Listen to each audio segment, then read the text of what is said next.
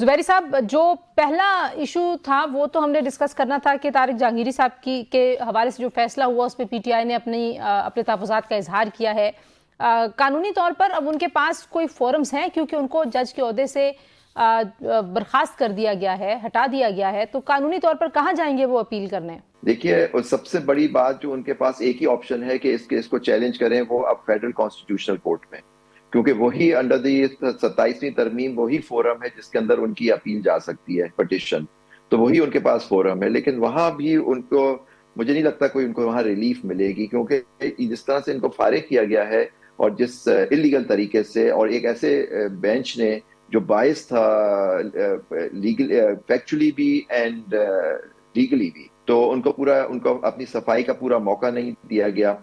उनको आप देखिए कि उनके high court Sindh high court ने एक हुक्म इम्तनाई जारी किया हुआ था, जिसके अंदर उनके ऊपर जो लेकिन सर, वो जो उनके उनकी उनके डिग्री को उनके जो इसमें मुद्दई थे केस में, वो कह रहे हैं कि मेरा जो इस्लामाबाद हाई कोर्ट में केस है वो उनके एलएलबी के पार्ट 1-2 के हवाले से है, और जो हुक्म इम्तनाई है सिंध हाई कोर्ट का वो उनकी डिग्री से रिलेटेड है। तो ये दो चीजें जो ये बहुत मुख्तलिफ हैं। अगर ये तो बड़ी अच्छी बात कही उन्होंने, उन वकील साहब ने, जो जिनका काम ही है वो इसी तरह की बातें किसी के कहने पे करते रहते हैं, पिटिशंस फाइल। तो बड़ी अच्छी बात है, क्योंकि अगर इनके पार्ट 1 और पार्ट 2 के बारे में, तो जो आज से 40 साल पहले था, तो इस पे कोई एविडेंस नहीं रिकॉर्ड होनी चाहिए थी। मतलब कि अगर उनको सफाई का मौका देता, अगर उनके पास जो शहादत थी इंसाफ के पास, पटिशनर के पास, वो अदालत में आती, पटिशन सूट फाइल करते, या कोई और तरीका होता, पटिशन के अंदर तो शहादत उम्र नहीं ली जाती। तो इसके अंदर तो उन्होंने उसके बारे में कोई बात की 40 साल कराची, लेकिन जो भी रिपोर्ट ला के दी वो कराची यूनिवर्सिटी, और वो भी हम जानते हैं अंडर प्रेशर उनसे ली गई है। उनको प्रेशर डाल के उनसे एक रिपोर्ट ले ली गई। और देखिए, बात यह है कि जिगडी को फेक नहीं कहा गया है, जो मुझे बताया गया है वो इनवैलिड कहा गया है। अब इनवैलिड है कि किसी और ने उनका एग्जाम दे दिया, ये क्या? अब 40 साल के बाद उनके पास क्या सबूत है? वो शख्स जो आप देखिए, वो deputy attorney general for Pakistan रही, सरकारी वो जॉब होती है, फिर वो एडवोकेट जनरल रहे और मुख्तलिफ ओहदों पे फायज है, फिर वो जज बने और इतने अच्छे जज बने। ये सारी इन्वेस्टिगेशन। लेकिन जुबैरी साहब, जाहिर है पाकिस्तान में हमने जाली डिग्रियों के केस में सियासतदानों को भी नाअहल किया है, उनसे वजारतें भी ली गई, उनसे देखें वो तो वहां तो केसेस थे। मैं सिर्फ डेविल्स एडवोकेट बन के बात कर रही हूँ। I am not talking about this particular case.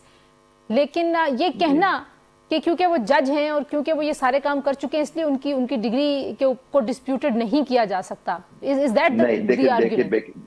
नहीं, मेरा आर्गुमेंट ये है कि अगर किसी जज को इस तरह से फारिग करने के लिए, सिक्योरिटी ऑफ टेन्योर खत्म हो जाए, इंडिपेंडेंट जुडिशियल वैसे ही खत्म हो गई 26वीं तरमीम के तहत।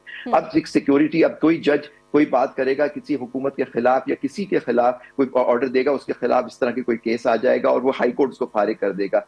आइन के अंदर एक तरीका मुरतब किया है किसी जज के खिलाफ कार्रवाई करने का, मिसकॉन्डक्ट का, वो है आर्टिकल 209, जिसके तहत जज के अंदर वहां एविडेंस भी दी जाती है। जैसे आपने देखा पिछले दिनों में कई जजों को सुप्रीम जुडिशियल काउंसिल ने फारिग किया, इसी बना उनके वहां शहादत आती है, वहां एविडेंस। अगर ये बात थी तो उनका केस सुप्रीम जुडिशियल काउंसिल में जाना चाहिए था। वहां यहाँ तो देखिए को वारंटी की पिटीशन थी कि ये पर्सन क्वालिफाइड नहीं थे जज होने के लिए। देखिए क्वालिफाइड होगा, जैसे कि वो यहाँ क्वालिफिकेशन की बात थी कि इज नॉट क्वालिफाइड, वो हाईकोर्ट ने फारिग कर दिया एक डिग्री के इशू पे।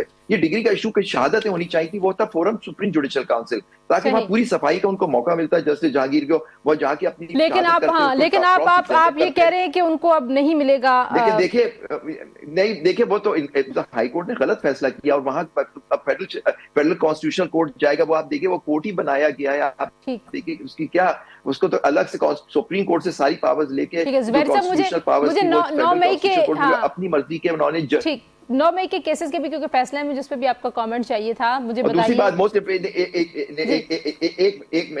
एक मिनट में कर लूं मुकम्मल बात। देखिए ये वो जज साहब हैं जिन्होंने वो 3 हलकों के फॉर्म 45 को कॉल कर लिया था इस्लामाबाद में। एक ये वजह भी बनी कि अगर वो आ जाते फॉर्म तो पता लगता कि कितनी धांधली हुई इलेक्शन में। तो ये वो जज साहब हैं जिन्होंने खत लिखा था पिछले साल, आपको याद होगा, जस्टिस फाइज ईसा जब चीफ जस्टिस थे, कि जी हमारे साथ इस तरह से हमारे काम में मुदाखलत की जाती है। वो इशू भी सब जुडिस था। वो 5 जजों को अताब आ गए वो इसके बाद के। तो अब फिर ये सारी तरमीम हो गई। हमने सब जजों को हाउंड करके जो इंडिपेंडेंट जज है उसको फारिग करने की कोशिश की। तो क्या हमारे यहाँ जुडिशरी का हाल हो जाएगा अगर हम इंसाफ नहीं मिलेगा? तो 9 मई के केसेस के हवाले से भी बता दीजिए कि 10-10 साल की सजाएं हुई हैं मुख्तलिफ केसेस में। तो कोई नई बात तो नहीं है, पहले भी हो चुकी हैं, उन्हीं लोगों को हो रही है और एक साथ एक्विट हो जाते हैं जिनसे मेरे ख्याल से उनसे कोई मामला तय हो गया होगा। तो नहीं सर, वो आप मौजूद देखिए नहीं 9 मई थे, के वो मामले, उनकी अहलिया बीमार थी, वो कराची में थे।